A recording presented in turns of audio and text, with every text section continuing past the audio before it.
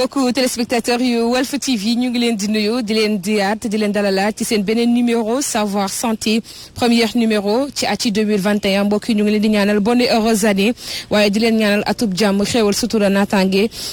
yëpp ngeen di ko ànd ak suñuy programme yu Walf TV la voix des sans voix mbégte la ñuy am nag saa su nekk di leen dégtal li nga xam ne moom moo di savoir santé di c'est l'émission santé bi nga xam ne mu ngi xalaat wàllu wér-gu-yaram di xalaat yi tamit seen wàllu nekkin saa su nekk jamono ji nag mbir mi gën na takkarnaase doomu jàngoro ji Covid 19 la ñuy waxtaanee daanaka Sénégal romb nag 20 000 cas bu yàgg di dem barki Dembo Ndiaye am nañ ci benn bés ak lu toll ci 296 cas par jour lu toll ci juróom-ñetti doomi aadama di ñàkk seenu bakken bés bu jot wala sax ñetti bés yu nekk loolee nag faaw rek ñu daal di koy waxtaanee ndaxte doomu jàngoro bi kon mu ngi gën a amee jéego ba sax état bu Sénégal yëkkatiwaat yeneen mesures yi yees mesures yi bokk na ci. état d'urgence couvre-feu wàññi li nga xam ne moom moo di rassemblement yi télé yu bëri ngir rek doomu jàngoro ji jóge ci ak lu ci mën a am yi tamit nañu gën a takk laxasaay yi takk masque yi jëfandikoo gel hydroalcoolique bu fekkante ne ñu ngi si mbedd mi waaye tamit di raxasoog saabam set wecc bu fekkante ne ñu ngi sunu kër yi ndax loolee rek moo ñu mën a tàggaleeg doomu jàngoro ji li coronavirus nga xamante ne du rek Sénégal lay faagaagal waaye àdduna wërngal këpp muy ab pandémie bi nga xam ne ñu ngi koy dund. jamono ji nag mbokk yi dañuy yem ba tey ci wàllu découverte bu ñu nee découverte nag suñu xel danaan yar ci structure yi am solo yi nga xam ne ñu ngi liggéey ci wàllu wér-gu-yaram ci anam gu gën jamono ji nag ñu ngi ci hôpital Fann mais dafa am benn service bu am solo bu nekk ci Fann muy service d'assistance médicale d'urgence muy SAMU nag bu ñu ko déggee suñu xel na yar ci 15 bi nag daaw si naam si woon na waaye mbas mi da koo gën a fësal 15 lan mooy liggéeyu SAMU naka la ñuy def ba dékku li nga xam ne moom moo di doomu jàngoro coronavirus ban rôle la SAMU am ci lutte Covid 19 loolu tax tey ñëw fekk ak waxtaan ñi nga xam ne tey ñoom ñoo ñu ubbil seenu porte ngir mën a waxtaanee doomu jàngoro ji waaye waxtaanee yi tamit seen liggéey de façon générale dinañ fi fekk docteur Keba Camara dinañ fi fekk yi tamit docteur Abdallah Wade ñoom ñaar ku ci nekk géré ci benn pàcc ci liggéey bi ci lu am solo ku ci nekk ak ñoom dañ saafonteeg yow ngir waxtaan ak ñoom maa ngi ci caméra bi ak Ibou Gueye bu may yembee rek nga topp ma ñu daal dem si.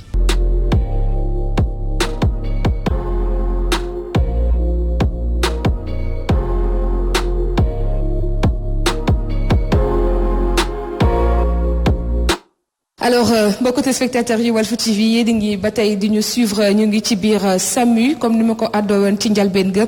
saa si nag ñu ngi fas yéene dugg ci bureau docteur Keba Camara moom ab médecin urgentiste la nekk chef bu SUMUR direct service mobile d'urgence et de réanimation bu ñu ko tuddee nag suñu xel ne yar ci cas grave yi nga xam ne ni saa su nekk day wéy di yokku moom mu ciy liggéey pàcc bu am solo moom médecin gi dañuy dugg ci biir bureau am xool ndax mu ngi fi le temps que ñuy am ak ñoom waxtaan le temps que aussi mu ñuy aider à ce que ñu amal suñu visite Ibou topp ma. Bonjour docteur, vous allez bien? yaa ngi si jàmm. oui ça va alhamdulilah Aïcha. delloo ziar. xam naa ne nuyoo bi moom nii lay doon bi yoon. ça va bien. Bienvenue au SAMU national. Merci. Voilà maintenant vous êtes dans mon service qui est le SUMUR donc le service mobile d'urgence et de réanimation maanaam ambulance bi SAMU yi. donc ñun ñooy gérer équipe yooyu voilà mais nag ku ñëw SAMU ñëpp xam nañ ne il faut nga commencer par service bi ñu wooyee centre de réception et de régulation des appels foofu la ñuy jëlee appelu 15 yi lépp luy xew SAMU rek foofu lay commencer. loolu man sax moo ma gën a ñor parce que ñëpp xam ne que 15 ça a été benn numéro bu nga xamante ne nii siiw na naam mais am na askan bi yoo xam ne nii xawoon nañu ko tëlee lan mooy liggéeyam dëggantaan mais peut-être Covid 19 bi ça nous a permis de xam lan mooy 15 mais également di yàkkamti peut-être di woote ngir xool appel yi nan lay demee peut-être dañ fa yegg léegi ak kan lay doon. Abdallah Wade chef du service de régulation médicale. kon ñu dem.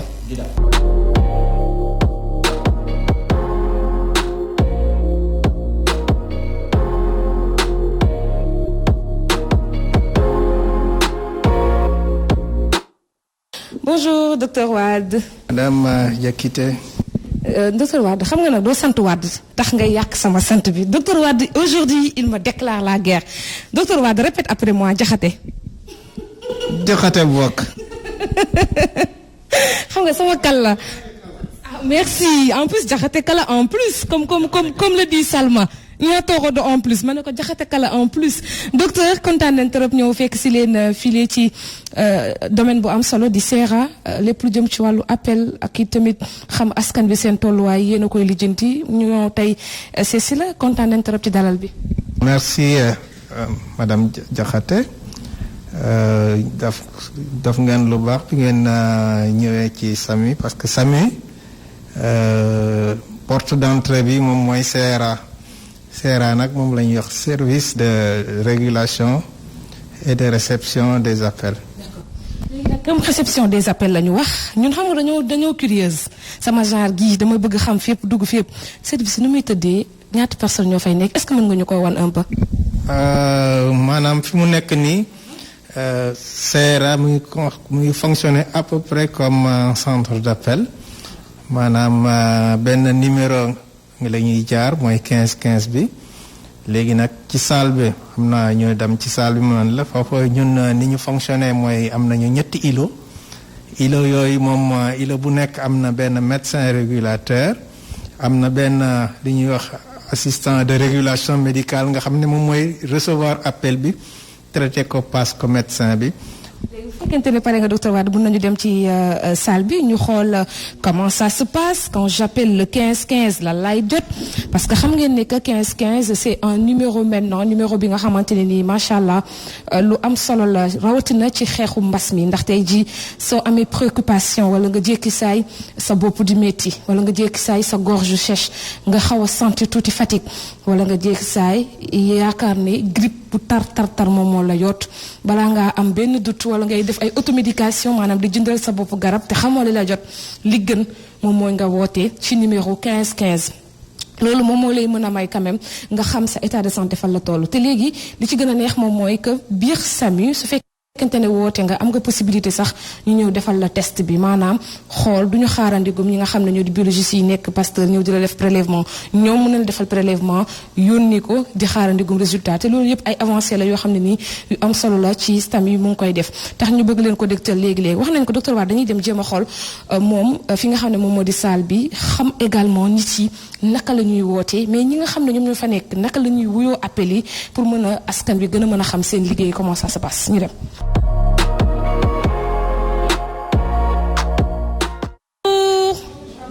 Bonjour, je suis venue avec mon caméraman je pense que dérangé wu ma leen nuyu naa la soxna si ça va. fay naa la. tur bi. Anne-Marie France Sarr. Anne-Marie France. sa tur bi neex na de. mais regarde comment tu prononces yow koo wuy appelam wax dëgg neex yàlla bu amoon feebar sax day tane de Anne-Marie comment ça se passe les appels entrants. Les appels entrants on les reçoit. D'habitude, on a des appels malveillants et des appels médicaux. Ce sont des appels médicaux à caractère médical. On prend les filiations du malade, puis on envoie l'appel directement au médecin régulateur. Avec une discrétion. Oui. Ok kon Anne-Marie ñu ngi lay bàyyi nga liggéey en attendant soo fi gisee appel bu ñëw rek yow woo ma xool nan ngay kiiwee dégg voilà docteur bëggoon nañu un peu nga expliquer ñu salle bi. ni mu tëddee nii y a combien d'éléments. SAMU entrée SAMU moom service donc bi nga xam ne moom mooy recevoir appel yi moom la ñuy wax SERA. donc dafa am ay éléments clés yi moom la ñuy wax arme mooy ki nga doon waxal léegi. arme nag moom mooy assistant de régulation médicale nag moom mooy chargé bu képp ku woote ci 15 bi. c'est un système informatisé moom mooy bu accès appel bi accès rek moom mooy recevoir appel bi. donc traité appel bi dalal la pour amee ay renseignements mu laaj da ko léegi tout ce qui est médical nag da koy passe médecin bi moom mu continuer waxtaan bi xool yan jumtuwaay la war a jël particulièrement fekk mu def ci li joxe envoyer les moyens yi ci war de façon structurée avec tous les services médicaux et paramédicaux donc pour mun a saafara jàngoro yi. SAMU lépp luy urgence et catastrophe parce que épidémie aussi c'est une forme de catastrophe donc SAMU rôle bu rëy la ci am avec ses équipes. mais su fekkente ne tey jii nit ki woote na représenter symptômes yëpp explication bi nan lay demee bu ñu ko doon peut-être jéem a essayer expliquer askan wi. fu mu nekk nii comme ni ñu ko waxee sànq ci mbas bi SAMU alerte am na alerte si système bi recevoir alerte yi ci la bokk donc alerte bu amee dañ koy am na plateforme bu ñu koy bind en même temps ministère dana si jot après ñoom ñu def seen investigation du tee tamit bu amee ay cas d'urgence à ce moment-là SAMU day déployer wu aussitôt sur le terrain dam defi évaluation bi li ci war mu def ko bu fekkee dafa war a dem ci CTE mu def CTE bi parce que peut-être li ñu war a gën a xam mooy SAMU ci boppam dafa am benn plateforme boo xam ne moom lépp luy positif actuellement ñoom ñooy koy centraliser et ñoom ñooy également travailler avec les districts ñoom ñuy remplir seeni district ci base bi après ñu xool nu ñuy organiser pour que malade yi mun a dem ci CTE yi. Comment ça se passe ci wàllu dispatching tâches yi pour ku ci nekk xam li nga war a def. xam nga crise bu amee toujours dafa am ay procédures yooyu nag moom la ñuy appliquer ku nekk di nga xam appel bi bu ñëwee yoon bi mu war a jaar médecin bi bu jotee li mu war a def loolu yëpp ci ay procédures lañ ko tënk ba nga xam ne benn chevauchement wala du benn problème du ci am parce que ku nekk bu jaaree yoon rek léegi liggéey bi dana yomb. service dafa war a dox 24 heures sur 24 7 jours sur 7 donc je pense que dañuy toppalante nan lay demee. xam nga service continu moom toujours day fonctionner système day am ay système de garde ñoo xam ne ñu ngi fiy nekk de jour ak ñoo xam ne ñu ngi fiy nekk de nuit donc am na ñoo xam ne mooy yenn médecins yi moom H24 moom ñu ngi fi au moins minimum on a 2 jours mun nañ am ba am ay 5 équipes 6 même parfois dans la nuit mun nañ dem ba ay 3 équipes yoo xam ne mun nañ intervenir partout en cas d'urgence. Formation aussi mun na fi am peut-être pour yokk niveau. famille boolu mooy ñetteel pàcc bi parce que premier pàcc bi comme ni ñu ko waxee mooy appel réception et traitement des appels beneen pàcc bi moom mooy bras armé bi mooy SMUR bi beneen pàcc moom la ñuy wax CESI centre d'enseignement en soins d'urgence centre d'enseignement en soins d'urgence boobu nag moom ñu ngi en période de développement fi mu nekk nii formation secourisme ñu ngi koy def ak ñi nga xam ne soxla nañ ko fépp fu ñu ko soxlawee mun nañ ko def. moo doonoon docteur Abdallah Wade moom nag médecin anesthésiste réanimateur ak urgentiste la nekk chef bu SERA nag bu ñu ko tuddee mooy centre de réception et de régulation des appels ku ci ne xam ne ne pàcc bu am solo la ci li nga xam ne moo di pàcc réew Sénégal ndax ku ci ne xam ne ne ik tamit SAMU service pré-hospitalier la te ku ne service pré-hospitalier aussi xalaat peut-être les premiers secours yi nga xam ne moom la ñuy jox askan bi et que lu am solo la pour que ñu mën a ñëw fii daal di koy décortiquer ensemble mu ñëw wan ñu également benn pàcc ci seen liggéey bien vrai que am na lu bëree bëri mais daanaka mënuñu aussi demandoo fépp mais li ñu ci mën a jàpp rek mooy ne ndaw ñaa ngi nii toog ci salle bi di xaar appel saa su nekk malade wala accident wala situation boo xamante ne nii ci wàllu santé la di wàllu wér-gu-yaram donc laataa ñoo dem rek ci docteur Keba Camara moom xam naa ne ci biir ambulance bi laay demee ak moom damay ragal sax mu testaat ma ndax moom tàmm na maa test waaye bi yoon moom xam naa ne yuux gi ma fi nar a yuux yéen ñi bëgg a xam sama test bi ni mu demee dama koy replayaat docteur maa ngi lay remercier bu baax a baax. non ñoo ko bokk donc ñu ngi remercier ci visite bi ngeen def nii dana tax nit ñi gën a xam lan mooy SAMU te SAMU service public la te mu ngi fi pour le service des populations. Il faudrait le préciser service public la. Sénégalais yu bëri dañuy yaakaar ne SAMU est-ce que duñu fay. service public la donc mu ngi fonctionner comme un établissement public de santé mais non hospitalier c'est-à-dire hospitalisé wul donc lépp lu war ci fonctionnement hôpital noonu lay fonctionner. docteur Wade ñu ngi koy jaajëfal bu baax a baax man en attendant je vais essayer d'appeler 15 xam man àdduna bi yëpp bàkkee nañ ma ne man damaa bëgg a topp kaa damay topp kaa. mu ngi sonné déjà mu ngi sonné. Allô. Oui, bonjour madame. Oui, bonjour madame, ça va yéen si jàmm. alhamdulilah. Dama sentiroon ne sama yaram dafa xaw a tàng man daal dama ragal ne daal dama am wopp bi Covid-19. À part une fièvre, le ressentir. Yaram à part fièvre bi daal sama put bi day xaw a xasan tuuti et puis j'ai des maux de tête. Fièvre. Céphalée et quoi d'autre? Am naa aussi ay courbatures. waaw donc daal comme dañ doon wax ne que signes yi loolu la demee ma ne naa woote 15 xool naka ngeen may digal pour mu mën a peut-être def test bi.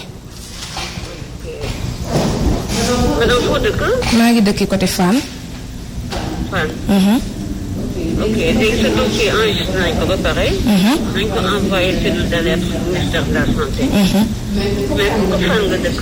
mën nga dem district centre Gaspard Camara pour nga def sa test. d'accord léegi man mi dëkk Fann kon Gaspard Camara laay dem pour defi test bi. waaw Gaspard ngay dem sa test ngay dem présenté wu. d'accord ok merci madame. d'accord léegi su ma demee Gaspard Camara damay dem rek ne leen dama bëgg tester wala.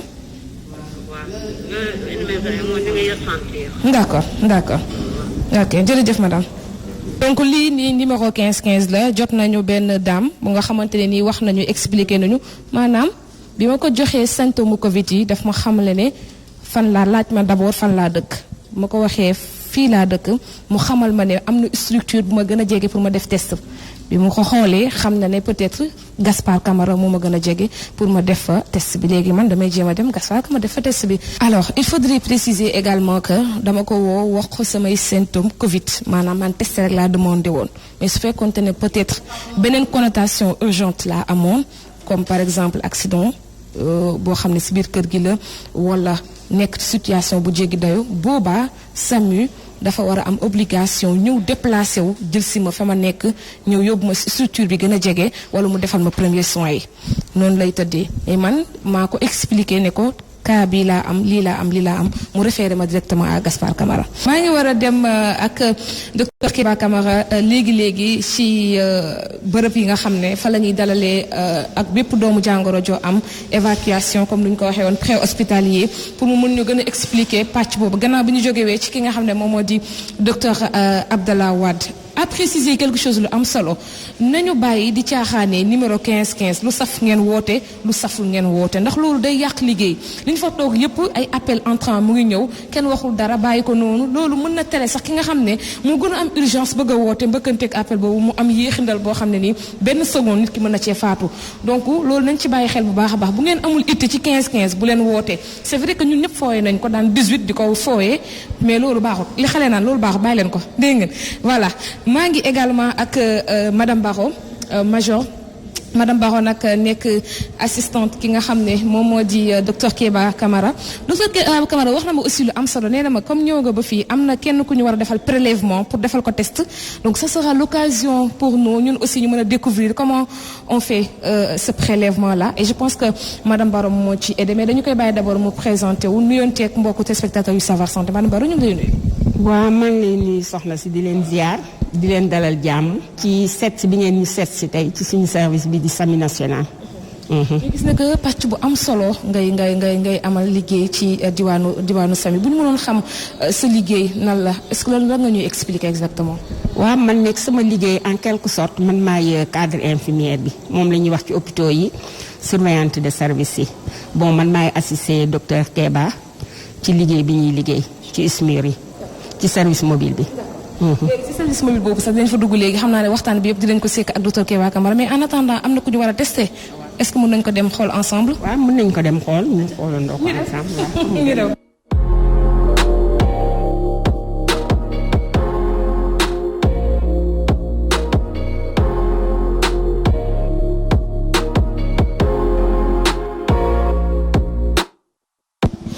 gannaaw nag li nga xam ne nii moom moo di test bi nga xam ne peut-être fekkee nañu ko mais pour mën a rek garder l'anonymat bëgguñu wane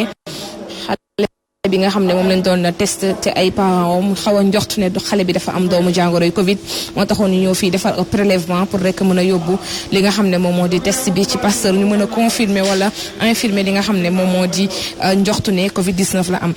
bu ñu jógee nag ci li nga xam ne mooy le service d'alerte muy wàllu appel gannaaw bi ñu ci jokkoo ak docteur Wade ñu ngi dem ci fi nga xam ne moom moo di ambulance médicalisée bu ñu nee ambulance médicalisée nag day tënk lépp bépp matériel boo xamante ne transfert de cas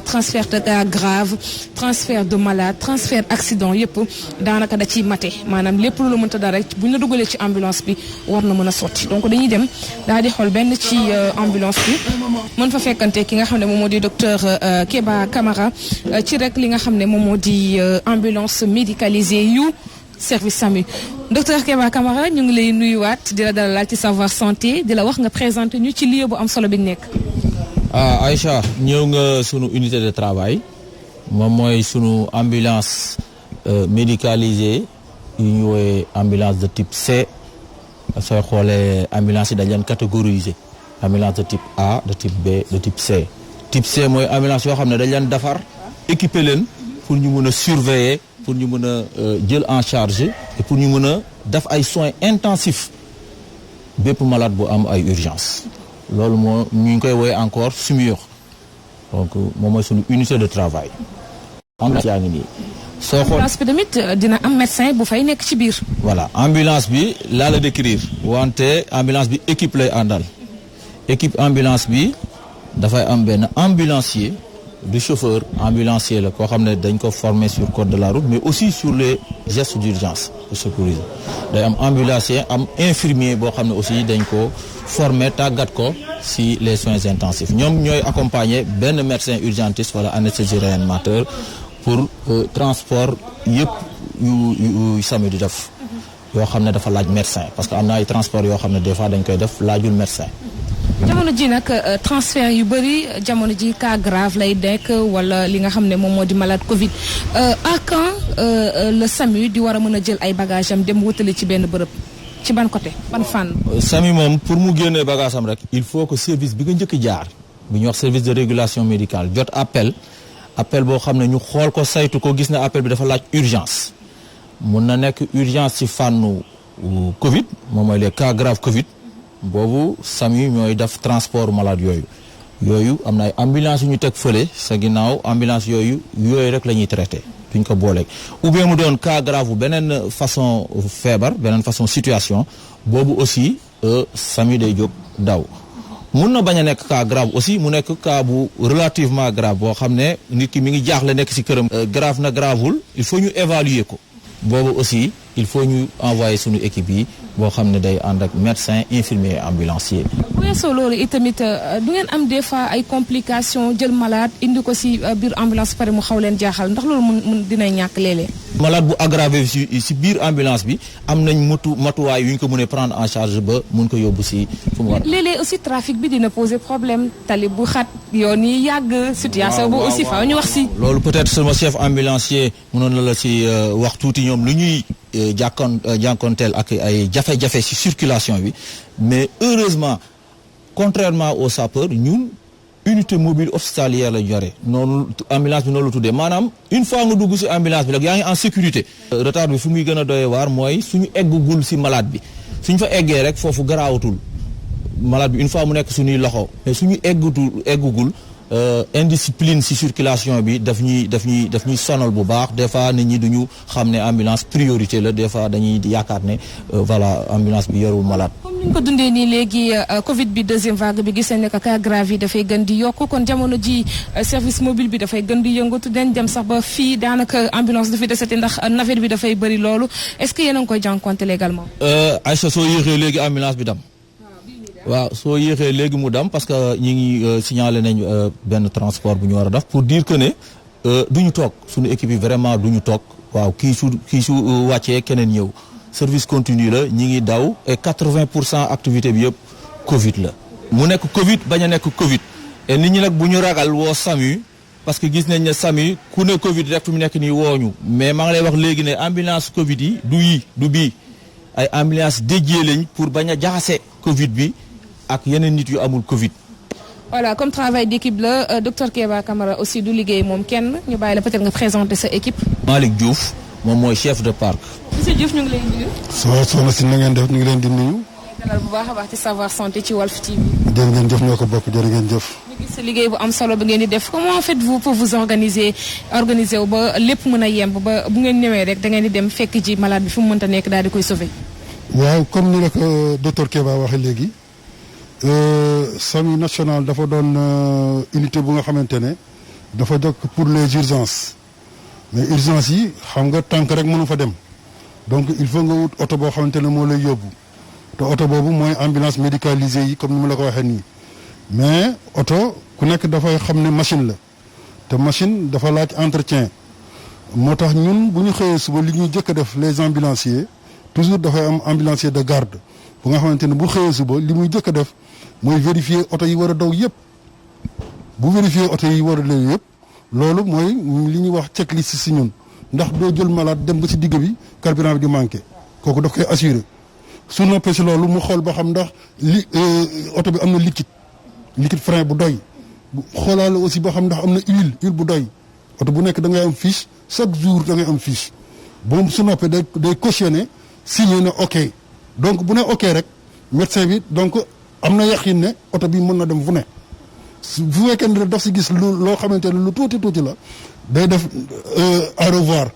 bu ko defee ñu ne oto bi nañ ko teg de côté. mu nekk madame Baro moom itamit ci équipe bi la nekk sànq sax àndoon nañu defal ki nga xam ne moom moo di dame bi ñëwoon pour rek def test ñu gis ne que également équipement wu ambulance am na solo lool ana lan nga ci ajouté par rapport ak techniquement bu ngeen di dem li nga xam ne moom moo di secours. matériel bi ci biir ambulance bi moom la ñuy woowee matériel bi jot bakkan liy jot bakkan war nañ ko sellal saa su nekk.